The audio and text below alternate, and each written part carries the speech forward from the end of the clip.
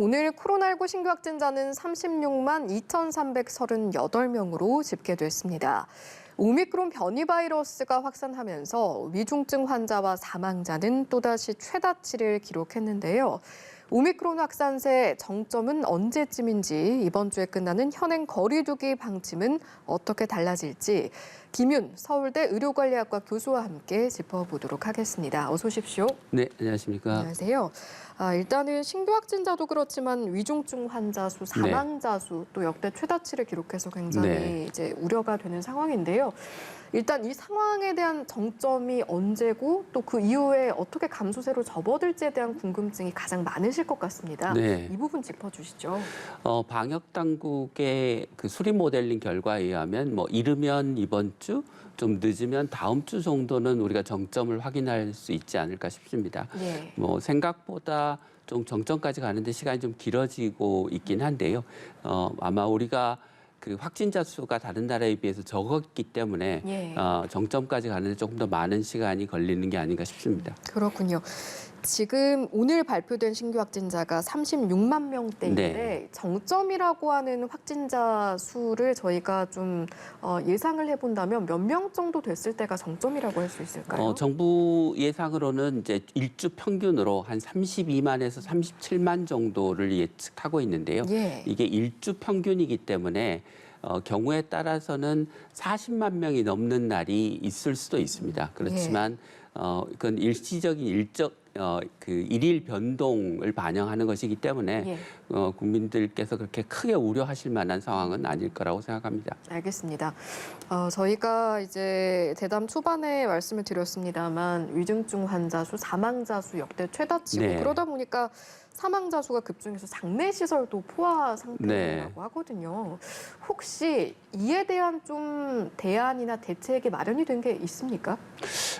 정부가 공식적으로 어떤 대책을 내놓은 건 없는 것 같습니다. 근데 이제 우리가 그 하루에 보통 평균 다른 이유로 사망하는 사망자 수가 한 2, 3천 명 정도 되기 때문에 코로나 사망자가 한 200명쯤 된다고 하면 그게 사망자 수가 한 10% 정도로 늘어나는 건데요. 그것 때문에 이제 화장시설이 부족하다고 하는 것은 원래 좀 만성적으로 화장시설이 부족한 게 좀 근본적인 원인이었던 것 같습니다. 대책으로 생각해 볼 수 있는 거는 지금 방역 지침은 화장을 코로나 환자의 경우에 의무화하고 있는데 사실 그게 과학적인 근거는 없습니다. 그러니까 일단 사망하면 숨을 쉬거나 말을 하지 않기 때문에 우리가 호흡기 바깥으로 코로나 바이러스가 빠져나오지 않고요. 환자의 몸 바깥에 묻어 있는 바이러스는 대부분 몇 시간 이내면 사망을 하기 때문에 사실 꼭 화장을 해야 되는 건 아닙니다. 그렇기 때문에 화장 시설이 부족하면 매장을 선택하는 것도 방법이 될 수 있을 것 같습니다. 그런데 그러려면 정부가 지침을 고쳐줘야 됩니다. 알겠습니다. 접종 이야기도 좀 해보겠습니다. 어린이 확진자도 이제 전반적으로 확진자가 늘면서 함께 늘다 보니까 이달 31일부터 5세에서 11세에 대한 접종도 이제 시작을 하기로 했는데 학부모들의 우려가 적지가 않아서 여기와 관련해서 이제 어린이가 다 접종을 해야 하는 건지 대상에 대한 부분 좀 짚어주실까요? 네, 모든 어린이들이 접종을 해야 되는 것은 아닙니다. 잘 아시는 것처럼 어린이들은 코로나를 가볍게 앓고 지나가기 때문에 사실 독감과 큰 차이가 없어서 굳이 모든 어린이들이 다 맞을 필요는 없습니다. 하지만 이제 좀 비만하거나 당뇨병이 있거나 또는 그 다른 면역계의 질환을 가지고 있는 아이들은 고위험군이기 때문에 반드시 접종을 해야 하고요. 그 집에 할머니, 할아버지가 있어서 아이들이 할머니, 할아버지한테 코로나를 옮길 가능성이 있는 경우도 아마 접종을 좀 고려할 필요가 있을 것 같습니다. 그 이외에는 각 가정의 부모의 어떤 선택에 따라서 접종을 할 수 있는 기회가 생겼다고 생각하면 되지 이것을 의무적으로 접종해야 되는 것으로 생각하실 필요는 굳이 없을 것 같습니다. 그렇군요. 자율적이긴 합니다만 백신 접종과 이제 등교 수업 확대 연계 가능성 이야기도 나오고 하다 보니까 정말 자율 접종 가능할까? 이런 걱정하시는 학부모들도 있습니다. 이 부분은 좀 어떻게 전망하세요? 그 청소년 방역 패스처럼 접종을 해야 등교를 할 수 있고 어린이집에 갈 수 있도록 방역 지침을 만들면 그거는 사실상 강제가 되는 것이기 때문에 그렇게 해서는 안 된다고 생각합니다. 예. 그러니까 아이들 입장에서만 생각하면 가볍게 독감처럼 앓고 지나가는 감염병을 위해서 의무적으로 접종을 하라고 하는 것은 아무리 확률이 낮다고 해도 심각한 부작용이 발생할 가능성이 전혀 없는 것은 아니기 때문에 예. 이것을 의무화하는 것은 적절한 방식이 아니라고 생각합니다. 예. 그렇다면 이번에 도입되는 백신이 이제 또 소아용 백신이니까요. 네. 기존의 백신과 어떤 부분이 달라지는 겁니까? 파이자 백신을 맞게 되는데요. 기존 백신과 같은 백신입니다. 근데 이제 그렇군요. 용량만 아이들에 맞게 3분의 1로 줄여서 예. 접종을 하는 것입니다. 백신의 색깔이나 그 한 바이알당, 한 병당 접종할 수 있는 횟수는 다르지만 예. 기본적으로 같은 백신이라고 생각하시면 되겠습니다. 그러니까 소아에 맞게 어떤 용량을 설정해서 접종을 네. 한 사례가 이제 다른 나라도 있었을 텐데 이 효과나 이상 반응에 대해서 나온 결과들이 좀 있을까요? 네. 성인에서 접종한 것과 거의 같은 결과를 보였고요. 예. 감염 예방 효과는 초기에 한 90%, 좀 시간이 지나면 중증 예방 효과는 한 70% 정도까지 좀 떨어지기는 합니다. 그리고 심각한 부작용이 많이 보고되진 않았고요. 대부분 가벼운 그 부작용 그리고 그게 한 2, 3일 지나면 대부분 사라지는 것으로 보고가 되고 있어서 예. 어린이용 백신이라고 그래서 조금 더 위험하거나 또는 성인에 비해서 효과가 떨어지는 것은 아니라는 점은 기억하실 필요가 있을 예. 것 같습니다. 저희가 앞서 이제 정점 이야기를 네. 잠시 했었는데 이제 소아 백신 접종과 연결시켜서 이야기를 좀 해보면 네. 학부모들 입장에서는 네. 이제 정점이 곧 다가온다고 하고 네. 감소세에 접어든다고 하는데 이 시점에 우리 아이들을 접종을 시켜야 할까? 라고 생각하는 부모들도 있을 것 같습니다. 이 부분은 어떤 말씀해 주실 수 있을까요? 향후에 코로나가 이제 어떻게 진행될지와 이제 밀접하게 연관이 돼 있는 질문인데요. 예. 많은 전문가들이 이제 이번 유행이 지나고 나면 많은 사람들이 감염돼서 그 오미크론에 대해서 저항력을 갖게 되기 때문에 지금과 같은 대규모 유행이 이후에 반복될 가능성은 그렇게 높지 않다고 생각을 하고 있습니다. 예. 그래서 아마 그 낙관적으로 보시는 분들은 겨울에만 유행하는 그 감염병으로 이제 전환하거나 아니면 중간중간에 그 국소적인 유행이 생긴다고 하더라도 예. 지금보다는 훨씬 더 작은 규모의 중환자 수나 사망자 수도 훨씬 적게 발생하는 소규모 유행이 국지적으로 발생하는 것에 그칠 것이라서 사실 이번 시기만 넘기면 이 이후에 오미크론 유행 때문에 백신 접종을 해야 될 필요성은 상당히 줄어든다고 볼 수 있습니다.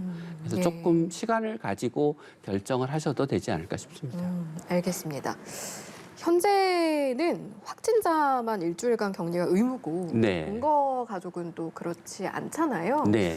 그렇기 때문에 사실은 가족 확진 시에 대처법이 더 중요해지는 시점이라고 네. 생각이 듭니다. 네. 어떤 부분 유의해야 할까요? 우리가 그 이전에 이제 많이 얘기했던 것처럼 방 따로 쓰고 가능하면 화장실 따로 쓰고 식사 따로 하고 예. 집안에서도 마스크 잘 쓰고 하는 기본적인 방역 수칙을 잘 지키는 게 중요할 것 같고요. 그럼에도 불구하고 가족 내에서 감염이 발생하는 비율이 한 15% 정도 네. 되기 때문에 그 가족 내에 누가 감염이 된 경우에는 주기적으로 한 2차례 정도 신속 항원 검사를 받아보실 필요가 있을 것 같습니다. 그래서 그 가족 내 구성원이 확진된 시기 또는 그 사람하고 접촉한 시기에서 한 이틀 정도 지나서 신속 항원 검사를 한 2차례 정도 해보는 게 필요할 것 같습니다. 그래서 만약에 확진이 되면 추가적인 격리가 필요하니까요. 예. 사실은 이제 가족이 확진되는 경우에 그 이후에 이제 검사를 받는 방법도 있겠지만 네. 평소에도 이제 가족과 생활하다 보면 네. 신경을 써야 하는 부분에 대해서는 어떤 조언해 주실 수 있을까요? 근데 가족 가족들을 하고 생활하는데 뭐 마스크를 쓰거나 뭐 네. 따로 식사를 하거나 이렇게 할 수는 없어서 뭐 확진되지 않은 상황에서는 그냥 일상적인 생활을 하는 게 예. 그리고 이제 오미크론은 이전 코로나 바이러스에 비해서 예. 훨씬 더 중증도가 떨어져 있는 상황이고 젊은 연령층에서는 거의 중증으로 가는 경우가 없기 때문에 예, 접종만 했다고 하면 굳이 뭐 따로 주의를 할 사항은 없어 보입니다. 알겠습니다. 확진자가 이제 완치를 하고 격리 기간도 다 끝났고 그런데도 후유증을 호소하는 네. 사례도 있습니다. 네. 이걸 롱 코비드라고 규정을 하기도 하던데 네. 이런 인과관계라든지 원인에 대해서는 정확히 밝혀진 바가 없는 겁니까? 아직 정확히 밝혀지진 않았지만 이제 코로나 바이러스가 우리 몸에 폐에만 들어오는 게 아니고 예. 우리 몸의 여러 장기에 침입해서 뭐 세포를 파괴하거나 하기 때문에 그런 영향이 주된 영향일 거라고 생각을 하고 있습니다. 뭐 일부에서는 이제 면역 반응이 관계돼 있을 거라고도 생각하고요. 그래서 네, 그 결과 이제 뭐 피로감을 계속 호소한달지 예. 또는 그 기억력이 떨어지거나 집중하기 어렵다고 하시는 분들도 있고요. 예, 호흡 곤란이나 흉통 같은 걸 호소하시는 분들도 있습니다. 예. 그래서 아직 이게 그 새로운 감염병의 일종의 장기 후유증이기 때문에 대부분은 이제 시간이 지나면 증상이 좋아지긴 하지만 외국에서는 따로 그 특별한 센터를 만들어서 그러니까 롱 코비드 클리닉 같은 것을 만들어서 네. 후유증을 겪고 있는 분들한테 따로 전문적인 좀 치료를 받을 수 있도록 하고 있습니다. 그래서 그렇군요. 네, 우리나라도 그 이 롱 코비드 클리닉을 따로 만들어서 후유증을 경험하고 계신 분들이 전문적인 어떤 의료의 혜택을 받으실 수 있도록 할 필요가 있을 것 같습니다. 현재로서는 논의되고 있는 건 없는 건가요? 예, 현재로서는 논의되고는 없습니다. 좀 안타까운 일인 것 같습니다. 너무 이제 정부가 확진자 숫자에만 신경을 쓰고 그 코로나로 인해서 장기 후유증을 갖고 있는 분들에 대한 관심이 좀 적은 게 안타까운 점인 것 같습니다. 향후 좀 준비가 필요하겠네요. 네, 그렇습니다.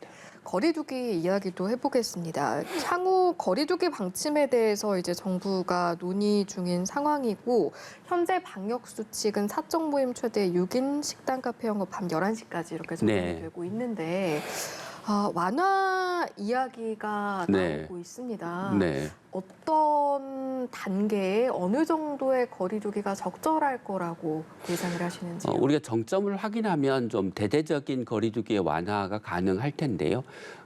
이번 주, 다음 주이긴 하지만 아직 정점이 언제일지 명확하지 않기 때문에 이번 주말까지의 사회적 거리두기를 이제 다음 주부터 바꾸게 되는데 아마 좀